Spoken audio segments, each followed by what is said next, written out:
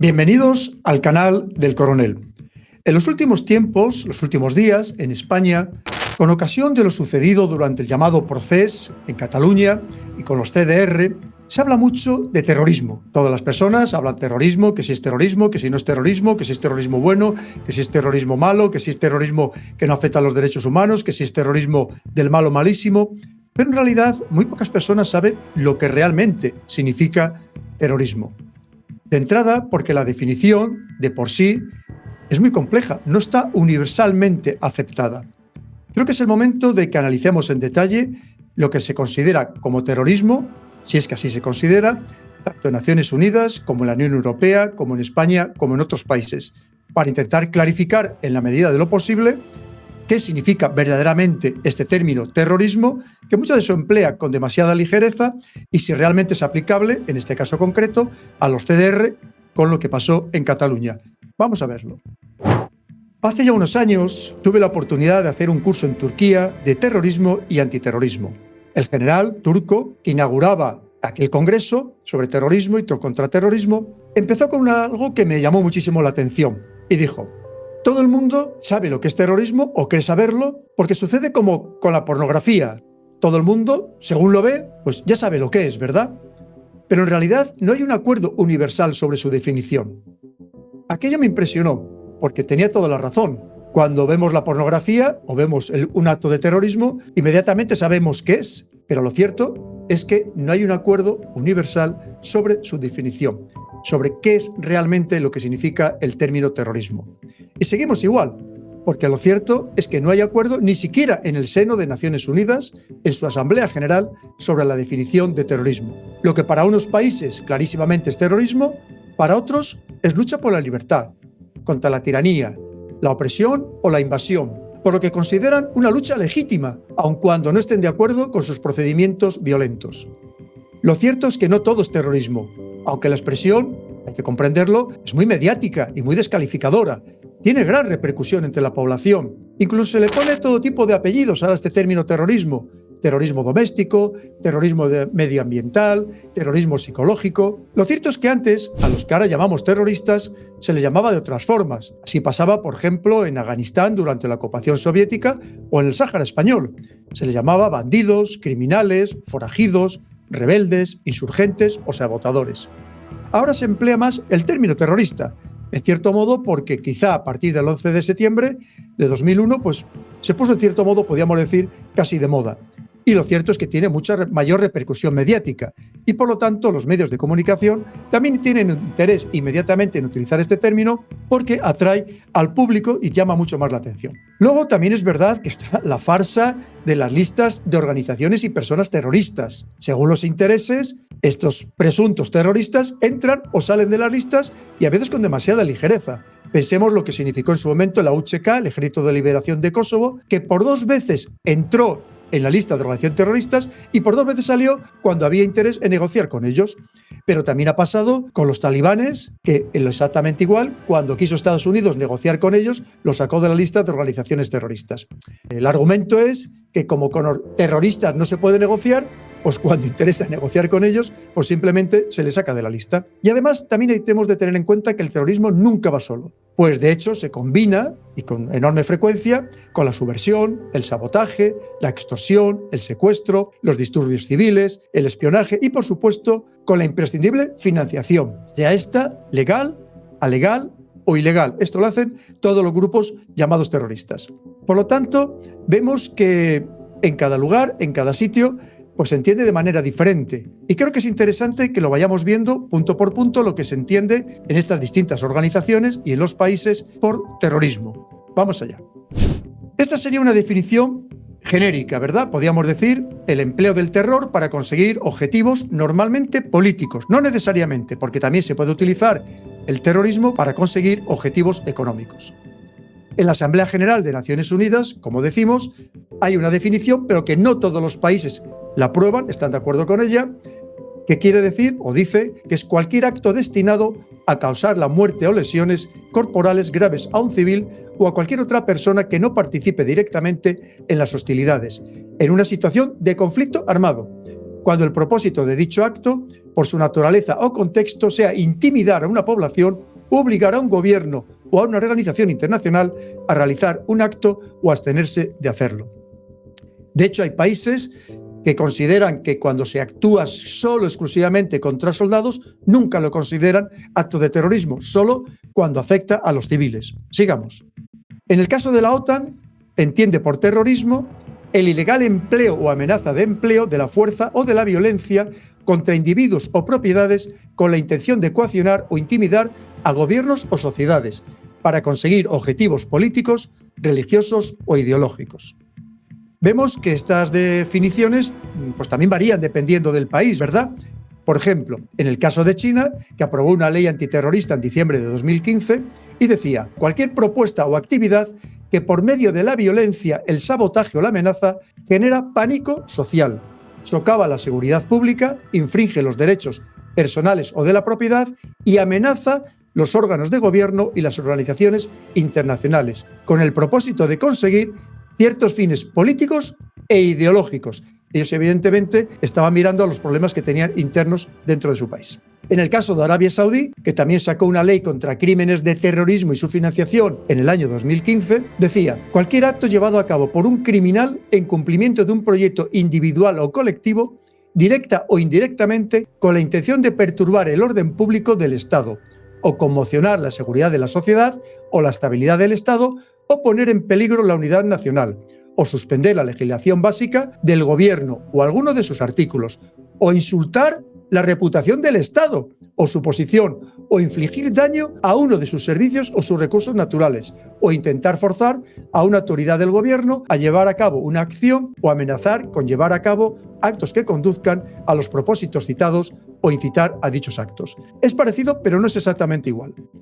También en este mismo ley contra crímenes de terrorismo y su financiación de Arabia Saudí, en su artículo 1, y ojito, incluía como terrorismo el llamamiento al pensamiento ateo en cualquiera de sus formas, o cuestionar los fundamentos de la religión islámica en la que está basada el país, para que veáis que cada uno, como digo, lo interpreta a su manera e incluye aquellos aspectos que cree que afectan directamente a su país. En el caso de España, hubo una ley orgánica, la 2/2015, que modificaba el Código Penal en materia de delitos de terrorismo y decía: se considerarán delito de terrorismo la comisión de cualquier delito grave contra la vida o la integridad física, la libertad, la integridad moral, la libertad e indemnidad sexuales, el patrimonio, los recursos naturales o el medio ambiente, la salud pública, de riesgo catastrófico, incendio, contra la corona, de atentado y tenencia, tráfico y depósito de armas, municiones o explosivos, previstos en el presente código, y el apoderamiento de aeronaves, buques u otros medios de transporte colectivo o de mercancías, cuando se llevaron a cabo con cualquiera de las siguientes finalidades. Y continuaba, por ejemplo: primero, subvertir el orden constitucional o suprimir o desestabilizar gravemente el funcionamiento de las instituciones políticas o de las estructuras económicas o sociales del Estado, u obligar a los poderes públicos a realizar un acto o abstenerse de hacerlo. Segundo, alterar gravemente la paz pública. Tercero, desestabilizar gravemente el funcionamiento de una organización internacional. Y cuarto, provocar un estado de terror en la población o en una parte de ella. Pero estamos viendo que define lo que sería el delito de terrorismo, pero no define exactamente lo que es terrorismo. También tenemos lo más actual por parte de la Unión Europea, la Directiva de la Unión Europea 2017/541 del Parlamento Europeo y del Consejo del 15 de marzo de 2017 relativa a la lucha contra el terrorismo y por la que se sustituye la decisión marco 2002/475/JAI del Consejo y se modifica la decisión 2005/671/JAI del Consejo. Y define grupo terrorista: toda organización estructurada de más de 2 personas establecida por cierto periodo de tiempo que actúa de manera concertada con el fin de cometer delitos de terrorismo, entendiéndose por organización estructurada una organización no formada fortuitamente para la comisión inmediata de un delito y en el que no necesariamente se ha asignado a sus miembros funciones formalmente definidas ni hay continuidad en la condición de miembro o una estructura desarrollada.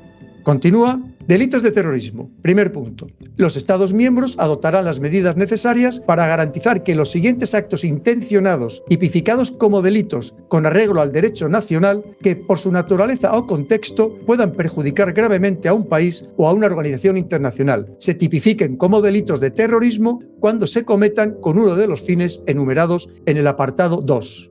A. Atentados contra la vida de una persona que puedan tener resultado de muerte.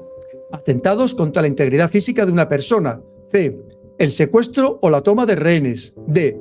Destrucciones masivas de instalaciones estatales o públicas, sistemas de transporte, infraestructuras, sistemas informáticos, incluidos plataformas fijas emplazadas en la plataforma continental, lugares públicos o propiedades privadas que puedan poner en peligro vidas humanas o producir un gran perjuicio económico. Y E. El apoderamiento ilícito de aeronaves y de buques o de otros medios de transporte colectivo o de mercancías.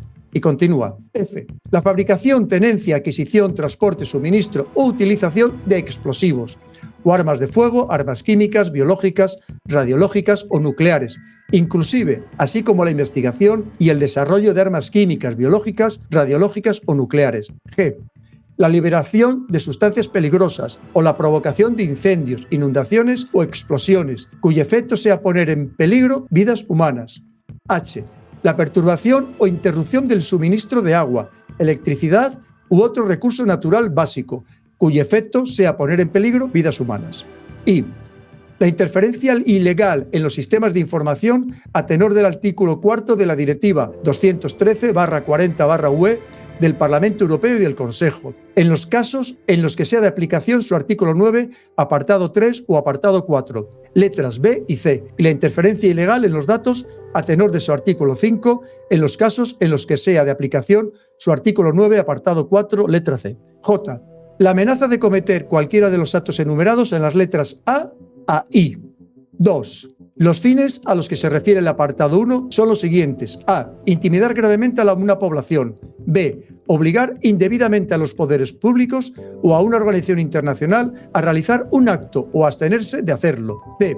Desestabilizar gravemente o destruir las estructuras políticas, constitucionales, económicas o sociales fundamentales de un país o de una organización internacional. Y además, esta misma normativa añade lo que son delitos relacionados con un grupo terrorista. Los Estados miembros adoptarán las medidas necesarias para garantizar que se tipifiquen como delito cuando se cometan intencionadamente los actos que figuran a continuación. A. Dirección de un grupo terrorista. B. Participación en las actividades de un grupo terrorista, incluida la consistente en el suministro de información o de medios materiales, o en cualquier forma de financiación de sus actividades, con conocimiento de que dicha participación contribuirá a las actividades delictivas del grupo terrorista. Y añadía, debe de calificarse de delitos de terrorismo cuando, y en la medida en que se cometan con un fin terrorista específico, a saber, intimidar gravemente a la población, presionar indebidamente a los poderes públicos o a una organización internacional para que lleve a cabo o se abstenga de llevar a cabo cualquier acto, o desestabilizar gravemente o destruir las estructuras políticas, constitucionales, económicas o sociales fundamentales de un país o de una organización internacional. También se debe considerar delito de terrorismo la amenaza de cometer esos actos intencionados cuando quede establecido, sobre la base de circunstancias objetivas, que tal amenaza se produjo con cualquiera de esos fines terroristas. Por el contrario, aquellos actos destinados, por ejemplo, a obligar a los poderes públicos a realizar o abstenerse de realizar un acto que, sin embargo, no esté incluido en la lista exhaustiva de delitos graves, no deben considerarse delitos de terrorismo con arreglo a la presente directiva. Al final, ¿qué nos quiere decir todo esto? Pues fijémonos que en realidad va a depender de la voluntad política de decir si es terrorismo o no es terrorismo. Y démonos cuenta que en realidad ni en España ni en la Unión Europea se define claramente lo que es terrorismo. Se define delito de terrorismo o grupo terrorista, pero no se define como tal lo que es terrorismo. Con lo cual, evidentemente, pues ahí se deja un campo abierto para la interpretación política dependiendo de los intereses políticos, que lo vemos que queda más que claro.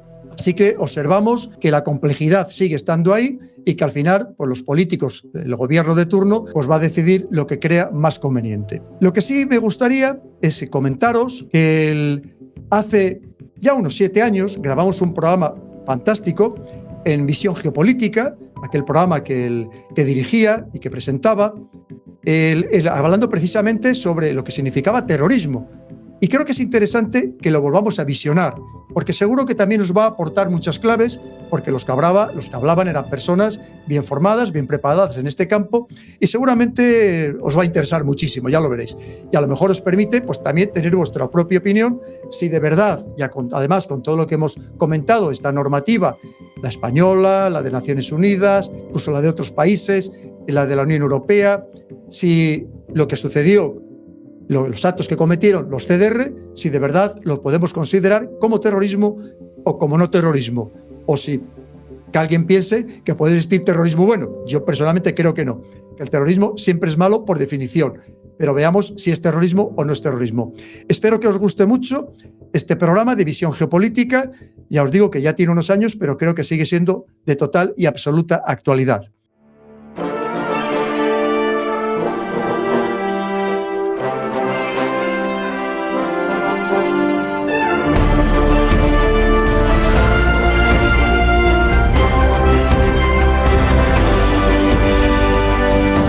El canal del Coronel, el análisis geopolítico de Pedro Baños. Bienvenidos a otra edición de Visión Geopolítica para hablar de un tema tremendamente actual, como es la guerra asimétrica y el terrorismo. Lamentablemente estamos viendo que los actos de terrorismo proliferan por todo el mundo, de tal manera que entre el 2013 y el 2014 han aumentado ni más ni menos que un 50%. Y si hablamos desde 2004 hasta 2014, estamos hablando que pasaron de 1.000 atentados terroristas en todo el mundo, estamos hablando a más de 32.000. Quiere decir que efectivamente es un fenómeno que merece la pena que le dediquemos el tiempo debido y, por supuesto, como siempre, con los máximos expertos.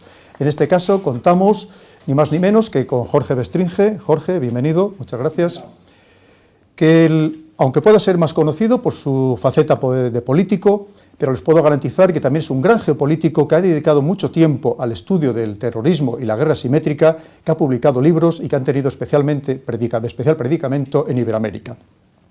Por otro lado, tenemos a Federico Aznar, capitán de fragata de la Armada Española, doctor en Ciencias Políticas, y como curiosidad decirles que es el único militar en activo que tiene su nombre en Wikipedia, donde pueden encontrar todos sus datos si así lo precisan. Bien, con estos dos grandes ponentes, estos grandes invitados, vamos a pasar comenzando a tratar el tema más genérico de la guerra asimétrica. La guerra asimétrica no es nuevo en absoluto. Si alguien ha leído a Tucídides, vemos que era absolutamente frecuente ya en la guerra del Peloponeso, estamos hablando de los años 400 a.C., donde tan solo se producen 2 batallas y todo lo demás son acciones asimétricas, pero estaríamos hablando de Alejandro Magno, de las grandes batallas en las que prácticamente no pierde combatientes, de Isos, Gránico, Gamela, Hidaspes, pero en cambio donde pierde los más numerosos combatientes va a ser en sitios donde hay esos guerrilleros, esos subversivos o esos insurgentes en aquel momento, o incluso terroristas, se les podía denominar, que son, como digo, los que le van a producir las principales bajas, como es en Bactriana, por ejemplo. Podríamos hablar del Imperio Romano, que le sucede exactamente lo mismo, la Guerra de la Independencia, donde 200 grupos guerrilleros en esos 8 años de conflicto llegan a matar a 500.000 de franceses, es decir, casi al doble de las bajas que tiene Francia en combates convencionales, y así sucesivamente. Para no extenderme, piensen que lo que ha sucedido desde el año 91, con esa intervención de Estados Unidos en Oriente Medio, con ese poder omnímodo que parecía que iba a tener y que iba a aplastar con esa alta tecnología y esos medios absolutamente cualquier otro movimiento o facción bélica, pues vemos que no está siendo así, que hay una gran contestación. Jorge, ¿usted cree que efectivamente esta guerra asimétrica, va a ser la guerra del futuro, va a ser esos débiles contra esos fuertes que incluso pueden poner en jaque, como demostraron los mujahidines en Afganistán, bien es cierto que con apoyo externo, que fueron capaces de hacer frente al gran imperio o a uno de los 2 grandes imperios del momento y acabar con él, ponerle en jaque? ¿Usted cree que va a ser la tónica que va a haber en el futuro? Excepto si las grandes potencias militares siguen como están hasta ahora, es decir, divididas con objetivos evidentemente divergentes, con aliados entre los insurgentes, uno de un tipo de aliado, otro tipo de aliado. Si las grandes potencias siguen como hasta ahora, sí es la guerra del futuro, sí, la guerra asimétrica va a ser la guerra del futuro. Pues yo lo veo, por ejemplo, por lo que está pasando en estos momentos en Siria, ¿no? El rendimiento por parte de los rusos en cuanto a sus objetivos alcanzados militarmente, etcétera, es muy alto, con grandes protestas, por ejemplo, de Estados Unidos o de otros, porque los rusos están llevando por delante lo que ellos querían llevarse por delante y además, ¿verdad?, algunos que ellos querían llevarse por delante que son, digamos, protegidos de otras potencias, ¿no? Entonces, claro, eso demuestra una descoordinación absoluta y considerable. Si hubiera coordinación, Daesh dura una semana. Sin lugar a dudas, yo estoy convencido de ello porque, por más que insistan, es un ejército 30, 40, 50.000 hombres, sin ningún medio aéreo, en uno de los escenarios más llanos que existen en el mundo. Donde no te puedes esconder, además. ¿Cómo pueden decir que puede ser un enemigo? Pero entrando en el tema sirio... Me gustaría ahondar en esto, porque a mí, vamos a ver, una guerra es, cuando pertenecen a países del mismo mundo o de la misma cultura, era un choque de voluntades que se resuelve en el campo de batalla. Pero lo que en el campo de batalla no resuelve son los problemas que se están planteando allí, que son problemas que están asociados a la cuestión de la identidad religiosa, al credo, todas estas cosas. Eso no se resuelve ahí. O sea, es más,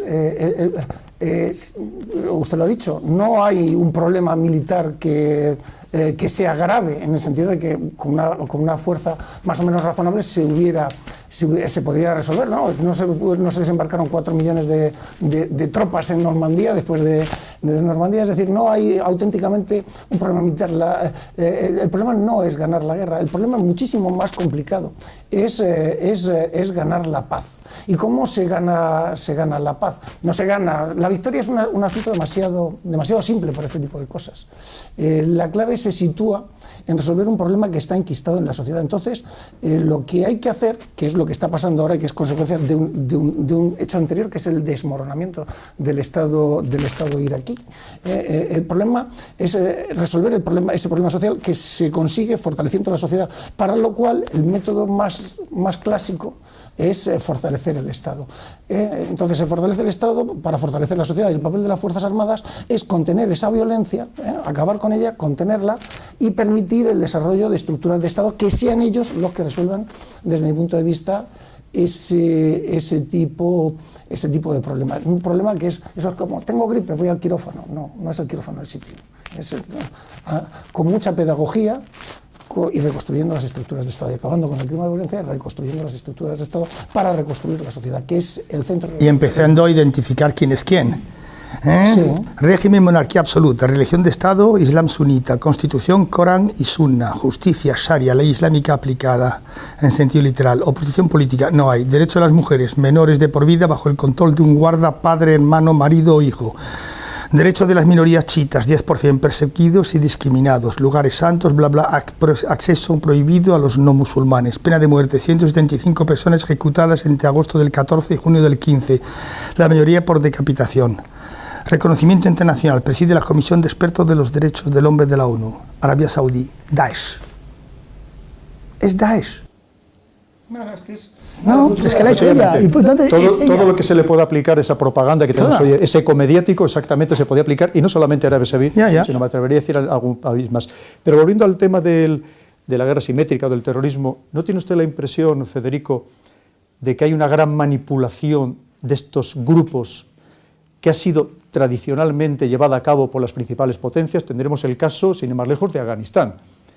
Los mujahidines, apoyados por una serie de estados, enfrentados para que se enfrenten a la Unión Soviética, que curiosamente, cuando llegan los talibán al poder, que también inicialmente son apoyados por las mismas potencias, resulta que esos mujahidines, centrados o localizados entonces en la Alianza del Norte, en el norte de Afganistán, son apoyados por la Unión Soviética y por Irán para que hagan frente a los talibán. Es decir, que vemos cómo se juega permanentemente con estos grupos terroristas, y da la sensación como de que no existe una norma fija, es decir, si le declaramos todo grupo terrorista, es un grupo contra el que hay que combatir, y hay que combatir, efectivamente, porque va contra los principios y valores democráticos. Da la impresión de que se juega en exceso con estos grupos cuando interesa. Bueno, pero lo que estás diciendo, si se aplica a Siria, Siria ya es el Monopoly.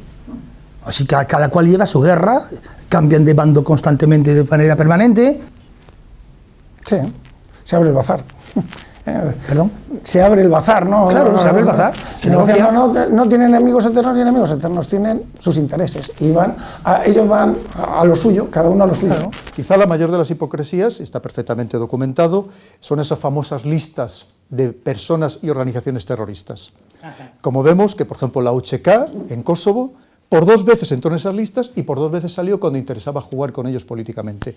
Tendríamos el caso, sin ir más lejos, Cuba, cuando interesa negociar con ella, de repente durante años ha estado en la lista de países patrocinadores del terrorismo y de repente desaparece de la lista. Bueno, eso es una forma de terrorismo internacional, ¿no? Que consiste en que el país que probablemente practica el terrorismo ofensivo, porque yo distingo entre terrorismo ofensivo y terrorismo defensivo.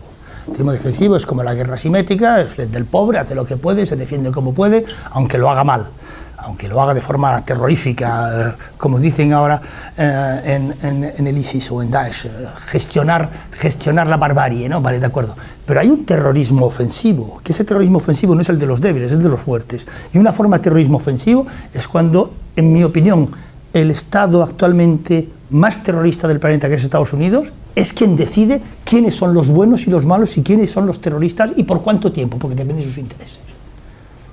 Habría que empezar a hablar de terrorismo ofensivo, ¿no? ¿O no?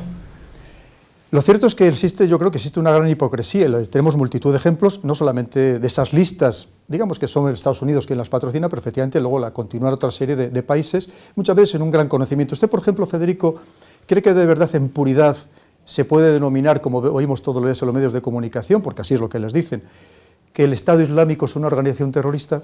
Es una organización insurgente que utiliza el terrorismo como una más de sus tácticas. Bueno, eso está mejor. Pero usa el terrorismo. Vamos a ver, todo depende. Pero la inmensa mayoría de sus acciones son convencionales. El poder y la verdad, o sea, quien tiene el poder es el que otorga las definiciones. Claro. Entonces, tenemos, claro, el terrorismo es violencia es fuerza sin legitimidad y autoridad es fuerza con legitimidad. La clave se sitúa en la legitimidad. Si no hay una institución neutral, el Consejo de Seguridad no es un tribunal, no lo es, ¿no? Están los tribunales internacionales de la Haya, pero eso es otra cosa para otros casos, pero el Consejo de Seguridad es una organización política.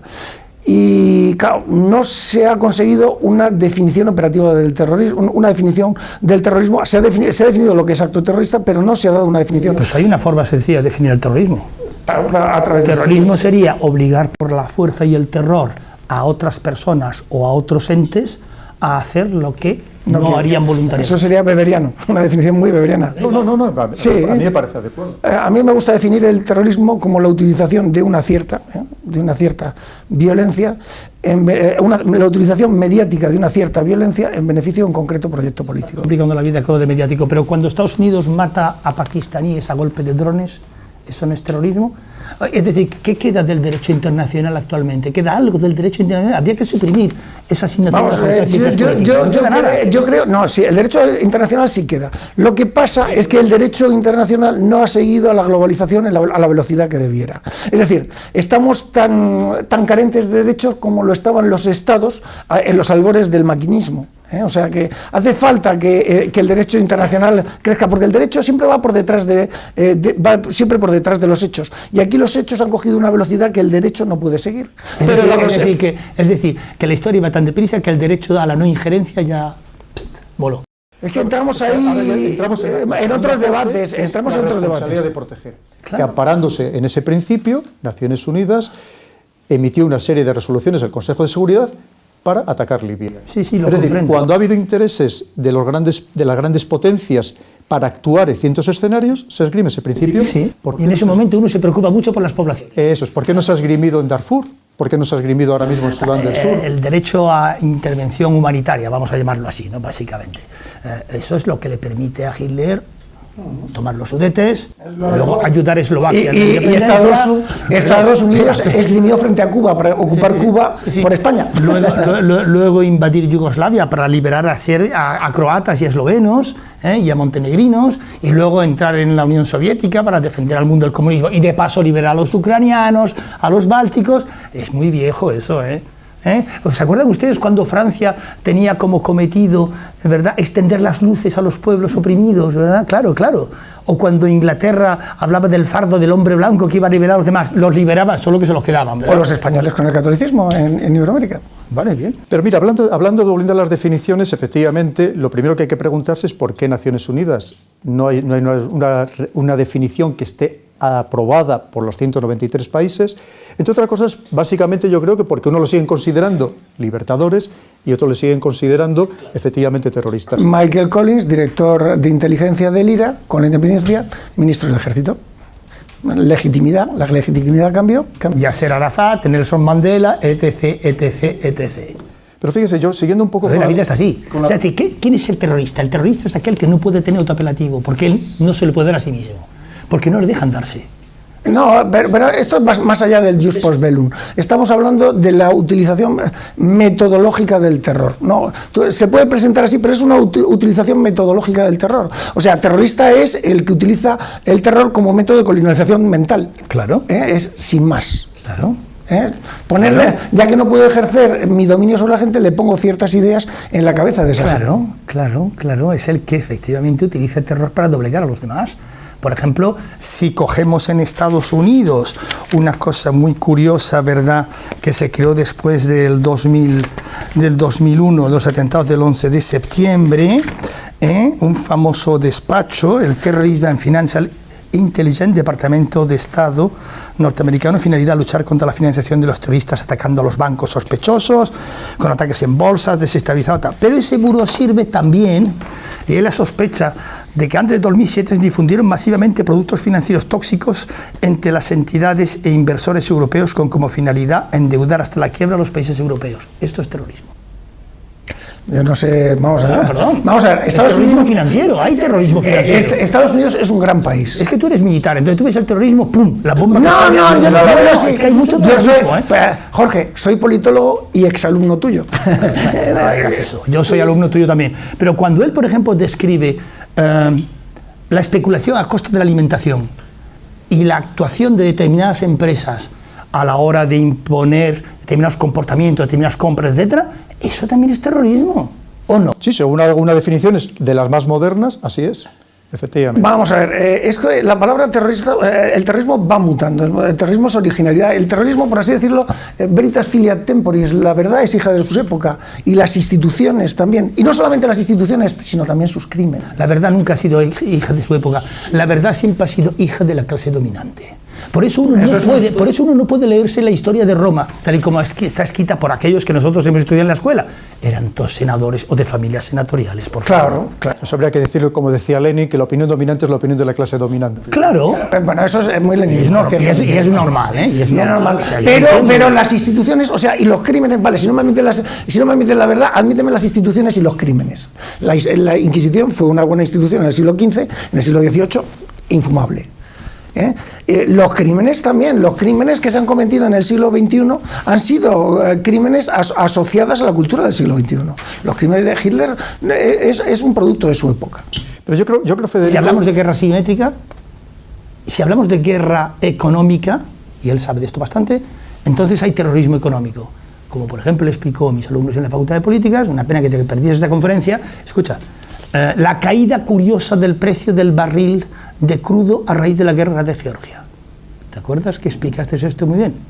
La idea, ahogar a Rusia en la medida posible, al menos contenerla, contener a Venezuela, ¿verdad? Y de paso Irán. Bueno, pero es el poder que juega. O sea, una guerra es un enfrentamiento de poderes. O sea, entramos en la definición del concepto guerra. Y poder lo es todo, ¿no? El poder no es solamente una aproximación militar a la guerra, es una aproximación insuficiente. La guerra es política. Es política en la que se utilizan medios militares, pero es sustancialmente política. Y el hecho político pues se desarrolla en el plano económico, en el plano jurídico, en el que tú quieras.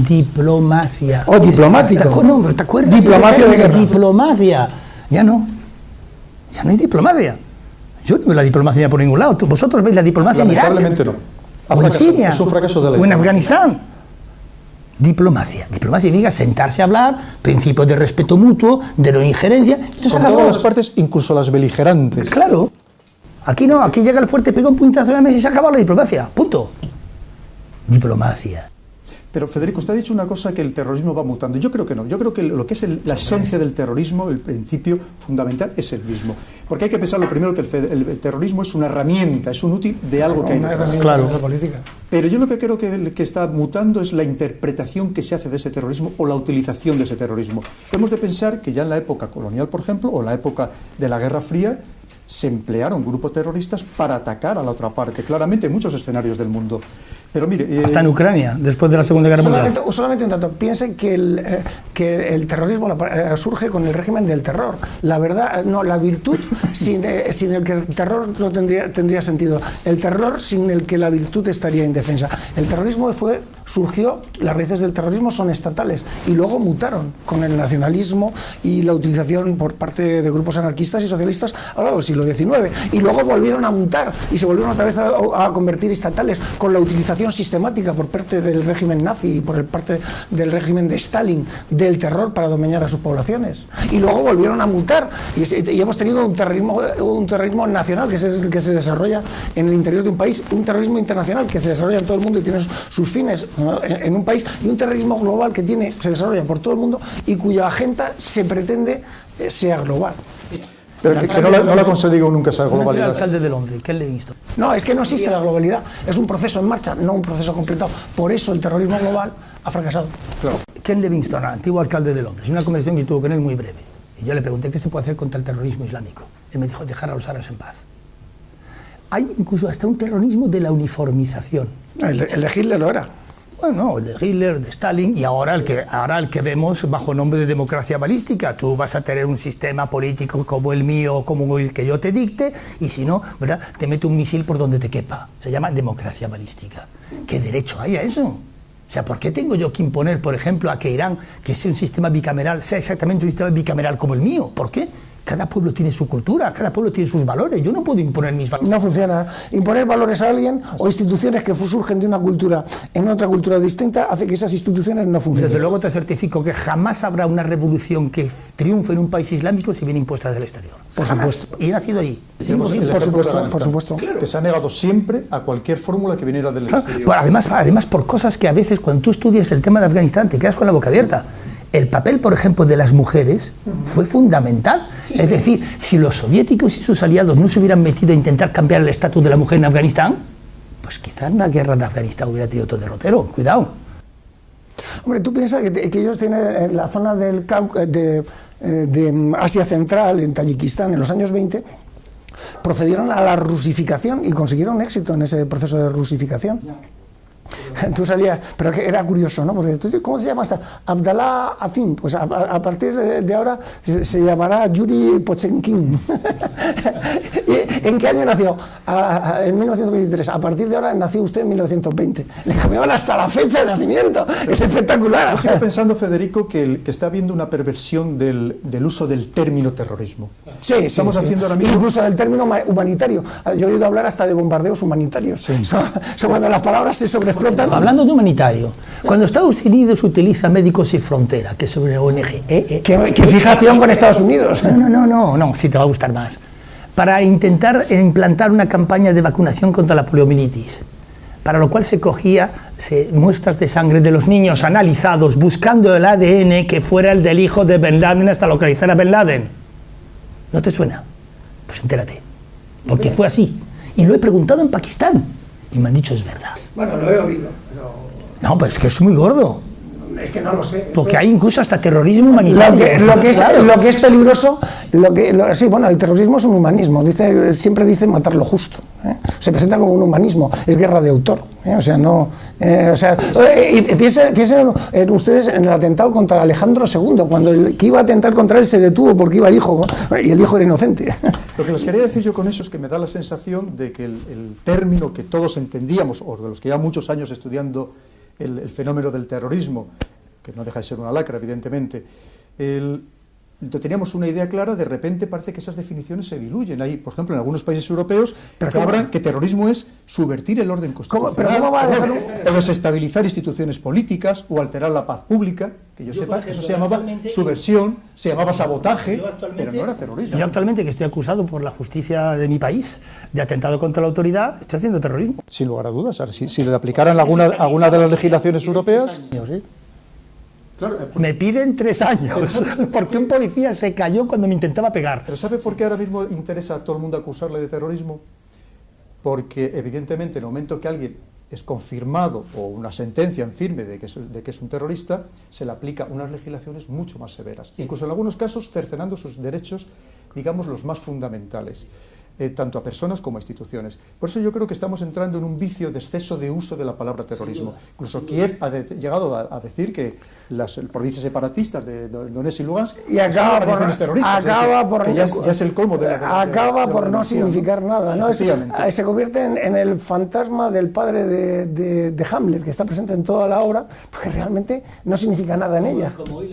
Ese es el problema que yo creo que podemos corregir. La sobreexplotación de las palabras. O sea, y que los países... Es normal que no haya una definición de terrorismo, porque sería dejar al albur de las palabras, al albur de una mera balanza, lo que es la legitimidad, y con ello la victoria o la derrota en un combate político. Entonces, eso me parece, tristemente, me parece que tendríamos que avanzar mucho en ese grado de integración a nivel global para conseguir que existiese una fórmula neutra que diese como resultado terrorista. Tú, yo que te tengo mucha admiración y que sé que eres probablemente el mejor especialista en terrorismo islámico que hay en este país. Integración. Si la nación está volviendo al galope. Está volviendo. Tesis, antítesis, síntesis. Tesis, antítesis, síntesis. No, necesidad de que alguien te defienda. Claro, es que nadie te defiende en un mundo globalizado. Claro. Que veamos ayer a Merkel diciendo estas cosas. Pero a mí hay un tema que me interesa ahora hablar del terrorismo, y que es el nudo de mi trabajo, que es la generación de narrativas terroristas. Cómo una cosa sigue a la otra y se compone un auténtico hilo argumental en el cual se instalan las causas del terrorismo y la acción. Y es una cosa que a mí me tiene maravillado. Lo que me maravilla es que no se sea capaz a nivel global de generar contranarrativas, no contranarrativas, sino narrativas que superen, a las propuestas que hace el Daesh para el mundo musulmán. No le veo yo que hayamos generado una narrativa que absorba sus frustraciones. Que nosotros no se la podemos generar, pero es que es mucho peor. Cuando ellos la han intentado generar, no les hemos dejado. Acuérdate lo que pasó con el socialismo árabe, por ejemplo, o acuérdate lo que pasó, qué sé yo, pues con el panarabismo. No, lo que pasó con el socialismo árabe fue que hubo el pacto de Bagdad del año 54 para fomentar el rigorismo saudí, para evitar precisamente el socialismo árabe. De ahí salió el nuevo salafismo. El nuevo salafismo era una contestación a la geopolítica nasserista y a la vía socialista árabe. Ya me acuerdo de cuando el Estado de Israel potenció Hamas en contra de Al-Fatah. Yo me eché las manos a la cabeza diciendo, se han vuelto locos, porque con Al-Fatah se podía hablar, con Hamas no se puede hablar.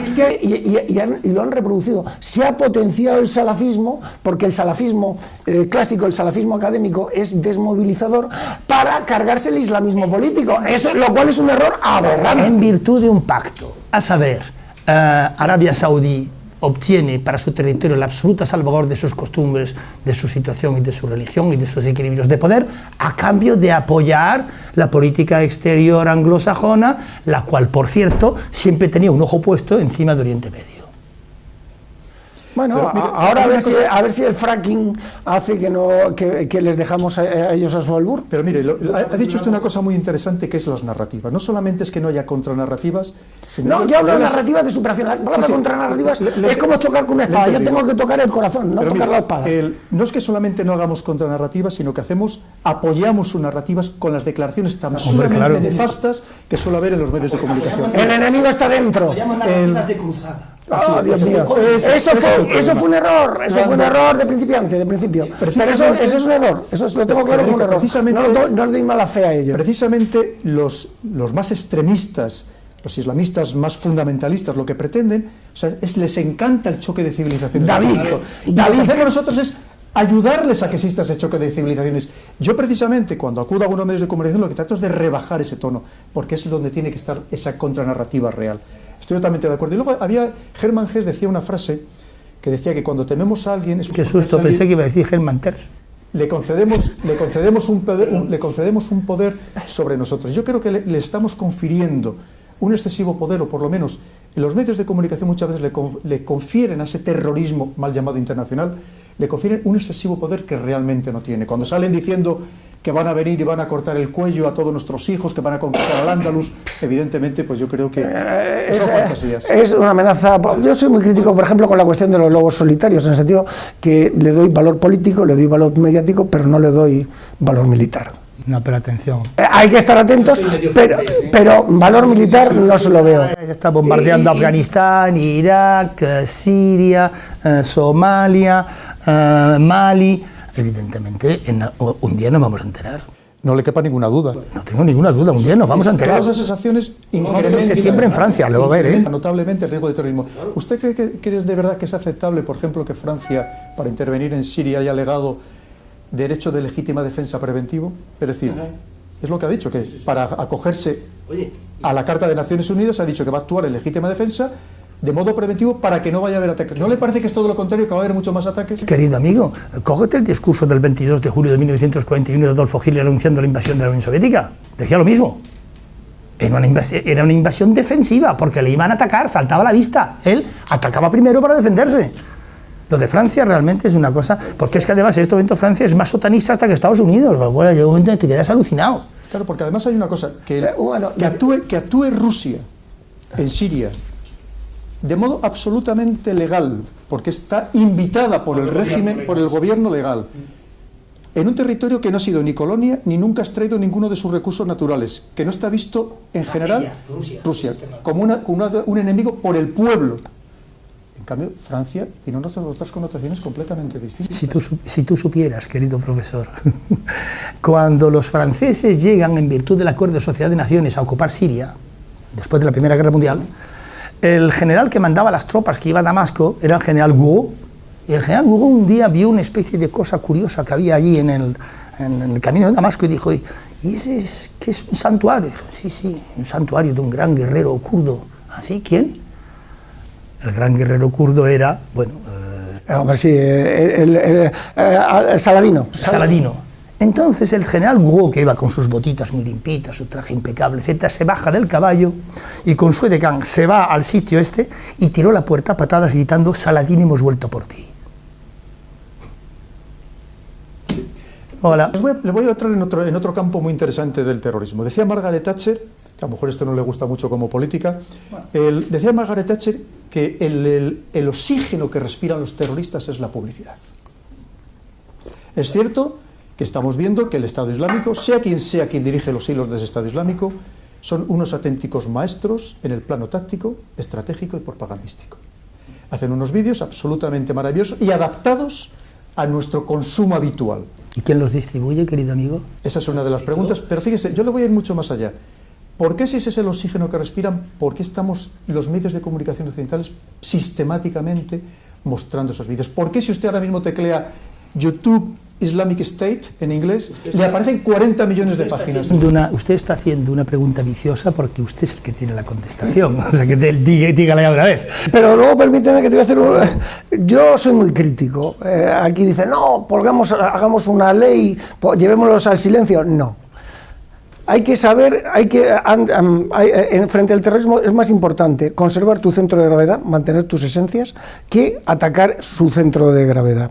La esencia de Occidente es la duda. La base de la democracia está construida sobre la duda. La fortaleza de la democracia es la voluntad concertada de cientos de millones de personas. Es decir, nosotros somos mucho más fuertes. La democracia es débil porque da apariencia de debilidad.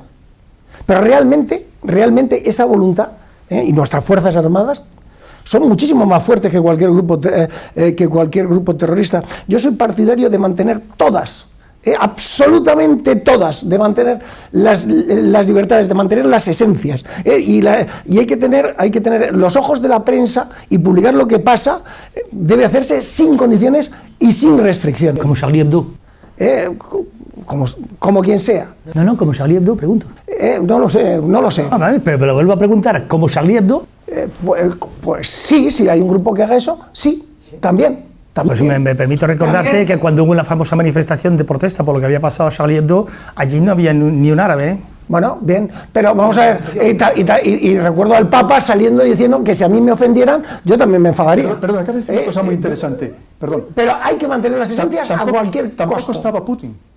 ¿Sabe usted por qué no estaba? No. Porque justo un mes antes, 30 días antes, había habido un atentado de prácticamente las mismas características en Chechenia, en Grozny. Y todavía muchos periódicos o muchos medios internacionales, en vez de llamarles terroristas, les siguen llamando combatientes. Porque luchan contra el abominable oso ruso, que es el peligro eterno de los anglosajones. La manipulación terrible que existe con esta palabra. Y desde mi punto de vista se sobrereaccionó. Lo de Charlie Hebdo, la manifestación esa, es decir, fue una fuerza excesiva por lo que había sido, había sido financiado desde Al Qaeda en la península arábiga, habían sido ellos, habían sido 11 muertos, pero ¿y luego qué? Si hacen una más gorda, hay que hacer una manifestación más grande. Fíjese, Pedro, yo todavía estoy asombrado de lo inocentes que éramos cuando nos creíamos que realmente los países occidentales se peleaban contra la Unión Soviética por anticomunismo. Y me da el ataque de risa, porque no era por eso. Era por una cuestión de balance geopolítico, geoestratégico. Por recursos, claro, por recursos, por poder. Por la potencia continental frente a las potencias marítimas, etcétera, etcétera. Eso es lo que ahora, por ejemplo, explicaría la acritud permanente y constante que existe contra Putin en los medios de comunicación occidentales y en los políticos occidentales. O sea, ¿por qué? Si Putin ya no es comunista, ¿cuál es el problema de usted? No, es que Putin es ruso, y el ruso, oso malo. Tiene que ser malo por definición. Ah, hombre. Pero mira, vamos a entrar en otro tema muy interesante. Yo veo que sistemáticamente en Europa se lucha contra los terroristas. Se detiene chicas de 18 años que me gustaría saber lo que conocen en profundidad del Corán y hasta qué punto pueden estar radicalizadas. Desde luego yo no creo que lo reciten de memoria el Corán. Es el componente romántico, ¿no? Como bien hay estudios muy serios realizados en Francia, el 80% de los familiares de todos estos chicos cada vez más jóvenes eran musulmanes no practicantes y algunos se declaraban hasta ateos. Quiere decir que la inmensa mayoría son conversos y muy incluso puede haber casos de rebelión contra la autoridad paterna. Correcto. Incluso hasta eso. Suele ser casos de gente muy imaginada. Entonces yo tengo la sensación de que una vez más se está cometiendo el gran error de luchar contra el terrorista, pero no contra el terrorismo, y voy mucho más allá, contra el que maneja los hilos del terrorismo. Quiero decir, si por ejemplo Rusia dice que quien está patrocinando oficialmente, quien es el responsable de la guerra en Siria y que está patrocinando oficialmente el terrorismo en el mundo, el terrorismo wahabita, el terrorismo islamista, es básicamente los países del Golfo, Arabia Saudí y Qatar principalmente, ¿por qué no se actúa de un modo mucho más dinámico contra estos países? Cuando digo dinámico, me refiero a esos embargos que se hizo en su momento, que se hizo contra... Los países son aliados de Estados Unidos, son aliados de los anglosajones, son los que garantizan la presencia norteamericana en la zona. Pero vamos, no seamos inocentes, ¿es que es así o no es así? Pero mientras sigan patrocinando, financiando con dinero, creando esas madrasas, ¿sabe usted lo que dijo? Parece ser, según los medios de comunicación, cuando Arabia Saudí le ofrecieron que fueran parte de estos sirios, fueran a su territorio, Arabia Saudí parece ser que dijo que no, pero que a cambio se ofrecía a construir en Alemania 200 mezquitas para el refugio espiritual de los refugiados. Entonces, mezquitas que van asociadas a madrasas, en muchos casos dan una doctrina excesivamente extrema. Por cierto, 50 autoridades religiosas saudíes acaban de declarar hace 48 horas la guerra santa contra Rusia por su intervención en Siria. Ya estamos otra vez como en Afganistán. Esto me recuerda a la fatwa de Bin Baz en 1970, absolutamente indignado porque la Universidad de Medina... La fatwa de Bin Laden, que además no tenía capacidad porque no era un líder religioso. No, sacó una fatwa en 1970 condenando las enseñanzas heréticas que se estaban dando en la Universidad de Medina, diciendo cosas tan inconcebibles como que la Tierra era redonda y giraba en torno al Sol, porque eso ya estaba contemplado en el Corán y no era así. Pero fíjese, esto que acaba de decir, todos esos llamamientos a la guerra santa mundial, no ha funcionado ninguno. No, ya lo sé. Ninguno. Podríamos hablar, ponerlos a casos históricos, el caso de los musulmanes en Bosnia, que también lo hicieron, el caso de Bin Laden en Afganistán. En Afganistán dicen que lo máximo que llegó a ir de todo el mundo a lo largo de todos esos años, estamos hablando de 100.000 personas, que además no todos eran combatientes. Se calcula que unos 50.000 pudieron ser combatientes en distintas etapas y los demás eran eran estudiantes que iban a esas famosas madrasas en la Pero fueron los argelinos que volvieron de Afganistán los que están en las raíces del GSPC. Pero perdón, es que lo de Afganistán tiene también su historia. Claro. Es que Afganistán es el Frente Islámico de Salvación que en los años 90 se expulsado del poder, que había ganado legítimamente en las urnas, y entonces evidentemente, como va a pasar con los hermanos musulmanes, en Egipto les estás impulsando. Claro, es que eso sitúa, vamos a ver, las poblaciones del norte de África, desde mi punto de vista, son sociedades que están fracturadas, en el sentido que las élites, las clases medias y urbanas están mucho más, y las administraciones, las Fuerzas Armadas están mucho más próximos a Occidente que el resto el lumpenproletariado urbano y rural. Entonces, pues claro, estas sociedades, claro, Egipto, 50% a favor de una cosa, 50% en contra. Yo creo que las lógicas de encuentro pues tienen estamos en ese punto, en un punto de transición, pero es que el encuentro entre el norte y el sur y el este y el oeste con la globalización se va a hacer sí o sí. ¿Tú no lo crees? Yo creo que sí. No vamos a desconectar. No, pero quiero decir, no, claro que lo vamos a desconectar, pero cada cual pone su cadena de televisión, ¿eh? Y la cadena de televisión cuenta lo que el comunica. Bueno, pero en Irán, lo quieras o no, si tienes tal, ves todas las televisiones. Internet llega. Y joder, yo me di cuenta de la fuerza que tiene el turismo. El turismo cambió en España, cambió España. Yo cuando estaba en Irán me he sentido como bienvenido Mr. Mars. El país donde la juventud se lanzó a comer hamburguesas en McDonald's como locos ha sido, sin embargo, el más crítico con Estados Unidos a través de Internet. Se llama China. Y la juventud china le da unas palizas por Internet a Estados Unidos. Entonces, ¿por qué ahora no damos un pasito más? Irán es el único país realmente estable que hay actualmente allí, junto con Turquía e Israel. Y de nuevo la hipocresía. 2 aviones rusos han sobrevolado. Claro, usted lo que le gustaría es una franja de 40 kilómetros, ¿verdad?, más allá de su frontera, para que no pudieran ver las armas y las ayudas que usted le manda al ISIS.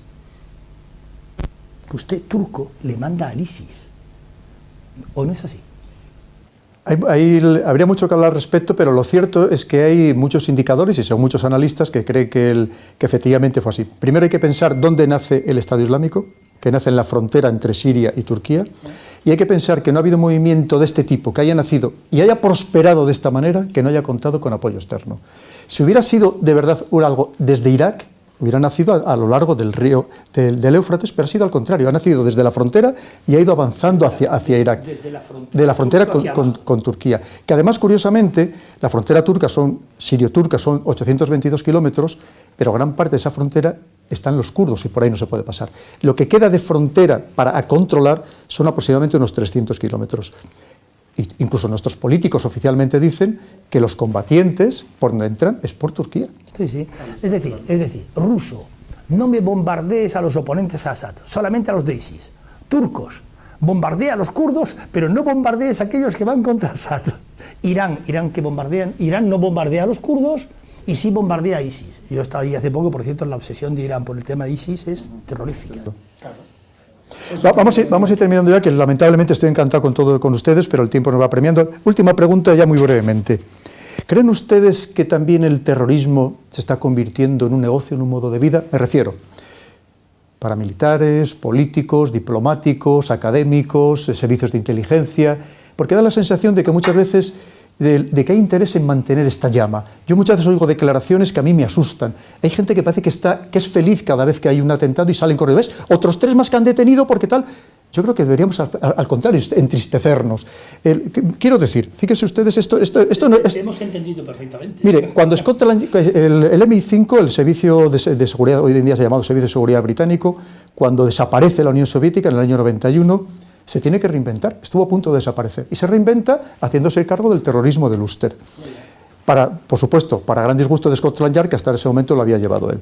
Pero es que esto ya pasó con el terrorismo comunista en Estados Unidos, que el departamento del FBI enorme, que llevaba evidentemente la lucha contra ese terrorismo en aquel momento, o contra su versión, también desapareció cuando acabaron con ellos. Entonces, ¿no da la sensación como que hubiera un cierto interés en mantener la llama viva de este, absolutamente, por supuesto que es una lacra, que deberíamos todos luchar contra ella? Yo creo que hay 2 grandes negocietes ahí.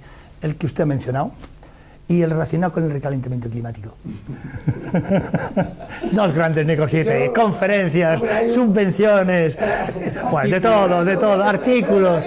Bueno, yo creo que el terrorismo es una herramienta, y como herramienta ha estado, Deimos y Phobos eran hijos, el miedo y el terror eran hijos del dios Marte, pánico era el ruido que emitía, o el sonido que emitía el dios Pan, y que hacía a todo el mundo salir corriendo. Y esa mitología del terror, desde los asirios hasta la época, ha existido y seguirá existiendo. Cambiará de forma como cambian las sociedades, pero vamos a tener terror mientras el hombre sea hombre, porque malvados los hay, y gentes a hacer lo que quieren utilizando cualquier método también.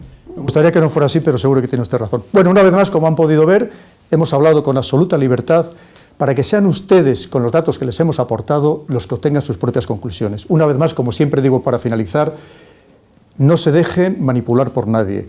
Lean de muchas fuentes, infórmense bien y oigan a expertos para que, como digo, saquen sus propias conclusiones. Y en este programa tan particular también no quiero terminar sin decir algo que considero esencial.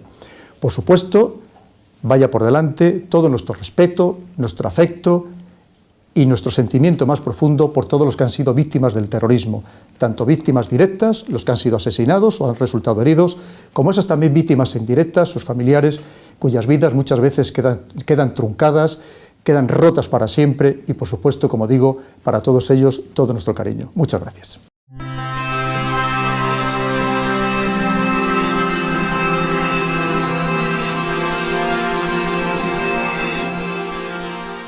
Os emplazo para seguir viendo el canal del Coronel, y ya sabéis, siempre encantado de que os suscribáis, lo compartáis, activéis la campanita de notificaciones, y siempre encantado de que estéis ahí y que nos sigáis viendo.